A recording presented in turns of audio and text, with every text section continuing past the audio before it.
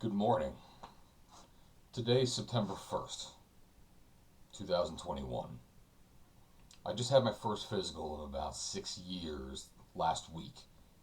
Did the labs, and generally I did all this. Number one reason was you get incentives through your insurance company. It goes into a medical spending account, an HSA.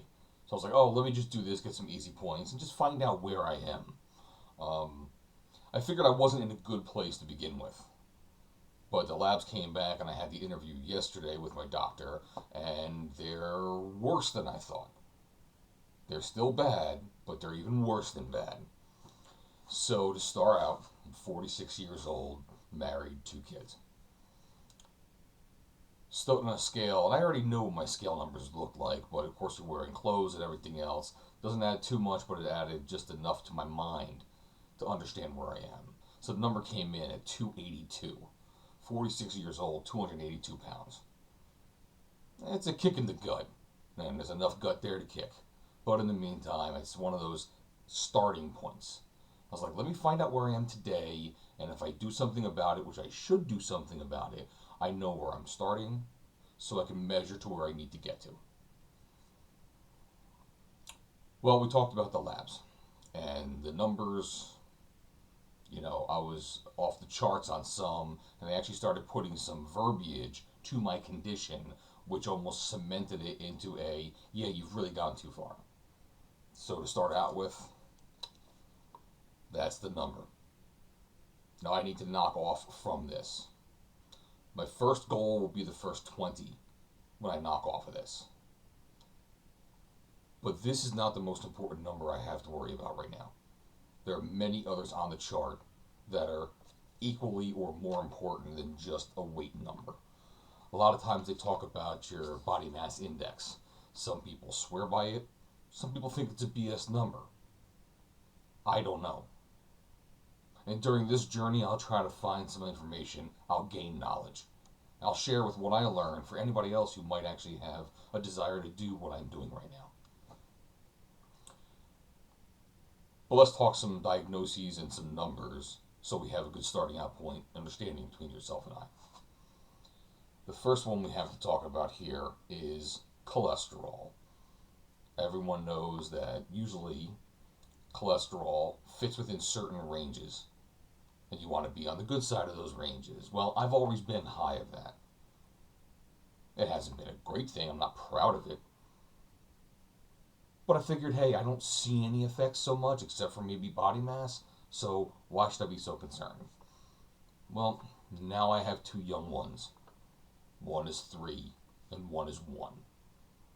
So I think I want to stick around for them for a little bit longer, especially when they start using words like pre-diabetic and 3 times the national average at a health risk for a heart attack.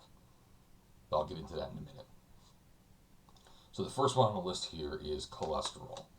Now they have a range here on this chart that says cholesterol should be less than 200. And I have some paperwork here from 6 years ago. I was at 191. I believe they were telling me I was on the high side, but it wasn't too concerning. But hey, let's get that number a little bit down. Well, 191 has become 232. Now I'm not just on the high side, I'm over it. And I got to do something about that. Before I tell you what they've done, let's continue a little bit longer. Triglycerides. This is usually the complex one. Now, triglycerides, they usually want under 150. Under 150 is the number they're going for. And about 6 years ago when I had my last physical, I was at like 393. Which is like, wait a minute, you're over double. So let's do something about it. Well, we did something about it. 6 years later, and just living a lifestyle later, I come back to it, and I am at 507. 507 is a huge number. Now, I know that some people have a much higher number than that, and they live fine. In fact, there was a man I used to work for, little short, thin man, his number was over 1,000. It looked like he didn't have an ounce of fat on him, but that's what his number was. He had medication just to keep it at 1,000. So I actually asked for medication this time around. They did give me a pill. Now my doctor's going to want to see me in another month. And that's what we'll say, take this pill, do what you got to do for 4 weeks. And then we'll take another blood screening. And that blood screening is going to come back and sit there and say, oh, how did my numbers change in 1 month of medication and 1 month of being cognizant of trying to actually make change? And I hope it works. I have to do things every day to concentrate on this. This has got to be a new lifestyle for me in order to actually get from where I am now, which I don't believe is a good place, to where I need to be, which is healthy enough to live longer. There will be some lifestyle changes in this. I like to think of myself as a drinker. Well, I don't like to think of myself as a drinker. I just know at the end of the night, you get off of work, you have dinner with the family, you lay down, let the idiot box kind of wash over you for a little bit, and you pour a drink for the side. Sometimes you pour a second drink to the side, depending upon how many episodes of something you want to watch that night with your wife, spouse, or even by yourself. Doesn't matter. So I'm going to have to lower that. Not 2 drinks every night, let's say. If I pop it in there, I think about 5 days a week, I'll probably do about a pint of whiskey. Or tequila and ginger. Or maybe a gin and tonic. But generally whiskey. I'm a Jameson man myself. But that stuff is wreaking havoc on my system because it's constant, everyday, prolonged. If I put enough effort into maybe doing a little bit of exercise every single day for the same amount of time that I drink every single day, I would be at a completely different place in my life. Now, maybe it's less enjoyable, but I gotta do what I can. I have to actually sit there and say, listen, let me eliminate at first, and then have a lessened amount later on. It can't be completely gone and be sustainable for the rest of my life. But moderation. It's always a moderation game. But my lack of moderation right now has caused some other things to happen. So they've given me diagnoses also on my blood work of I am vitamin D deficient. And I said, well, wait a minute, vitamin D, isn't that just going out in the sun and maybe playing with my kids? Play soccer, get on a baseball field, whatever it is. And he said, in order to increase it, I'd probably have to do about 8 hours a day for 3 months straight to see that number move at all. So for the moment, he's giving me a pill. I gotta take it once a week. That's this little, almost black-looking pill, and I'll go through medication another day. You know something? In a month, we'll see how this goes when I get my next blood work done. But the other one that came through is A1C. A1C, and I apologize, I don't exactly know what that stands for right now, but this is where diabetes is generally measured from what it sounds like. And A1C, they usually have a range here. It says between 4.8 and 5.6 is where they want that level to be at. Well, I'm at 5.7. So it's outside the high range, but not too much. But when you add it to everything else, it makes sense in a way, and it's something that also has to be measured and understood. So, gotta change my lifestyle. I gotta start doing these things in the morning to give myself motivation and actually start getting active.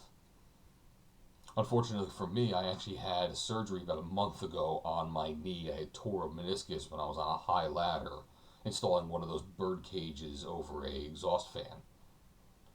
Some part of being on this ladder, it shook, I stabilized, meniscus tore, complex tear.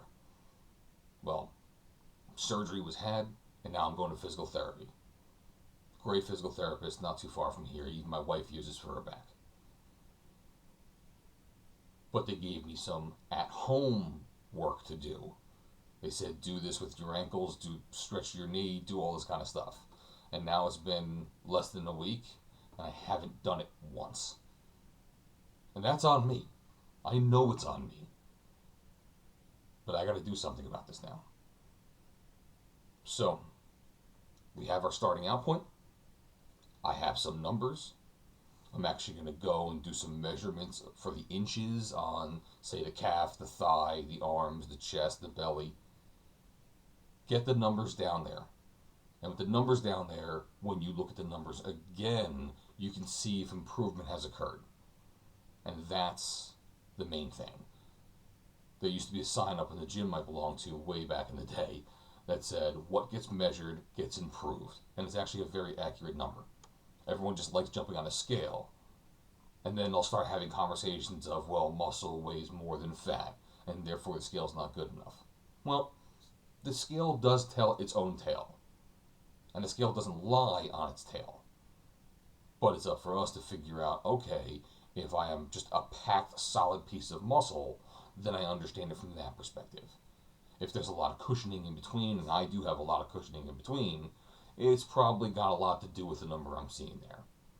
And in my journey, I do hope to have some muscle create underneath myself. And what is going to happen initially is, as that muscle tightens up and becomes denser and thicker, it's going to push out my layers a little bit from my body. So my inches might actually increase at first, but I understand this going into it, because the muscle will build, the total inches will increase, but then the fat layer inches are going to start to decrease, and they should decrease rapidly. But I can't be disgusted by that first measurement, or the first 3 measurements, let's say. Stick with it, make it a lifestyle, and I will beat these numbers. Finally have clothes that fit better, and be around for my kids and my family. So again, I'll try to do this often enough. I can only do this in the early hours of the morning. Like right now, it's 6:30 in the morning. I got to do this before I start working from home, before the kids wake up and start doing breakfast and everything else. Luckily, this is the COVID world that I can just not have to commute right now. But when the commuting starts, that's going to add something else to my whole day. So, please wish me luck, and I'll stay in touch with you. Thank you.